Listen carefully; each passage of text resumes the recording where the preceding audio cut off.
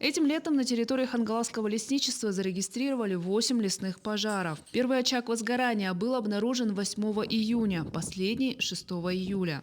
В августе огненная стихия не затронула леса. Общая площадь, пройденная лесными пожарами, составила 32 гектара. В среднем на один пожар привлекались где-то от 10 до 15 лесопожарных формирований. За сезон всего отработало 186 человек у нас. Из них 25 из числа мобилизованных, привлеченных сил, то есть из местных жителей, и 161 все лесопожарные формирования.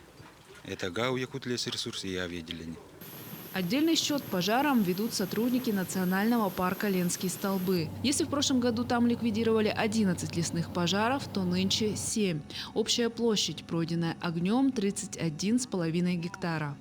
Принимали участие в общем количестве 133 человек, из них 26 Хангаласская авиабаза, 49 Читинская авиабаза, 15 Амурская авиабаза, 12 человек Якутская авиабаза, сотрудники Национального парка Ленские столбы 18 человек и привлеченные 13 человек, а также работали вертолеты авиакомпании «Алроса», авиалесохрана и МЧС.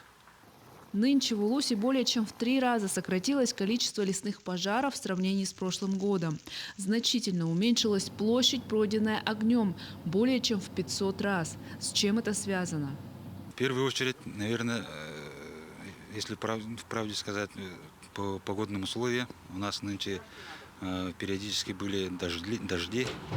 И, во-вторых, конечно, это с увеличением штата численности лесопожарных формирований.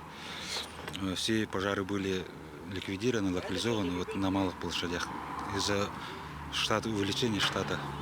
К слову об увеличении штата. В этом сезоне хангаласские огнеборцы в количестве более 60 человек в рамках межрайонного маневрирования выезжали тушить лесные пожары в такие районы, как Усть-Майский, Нерюнгринский, Мирнинский, Нюрбинский и Мигино-Кангаласский.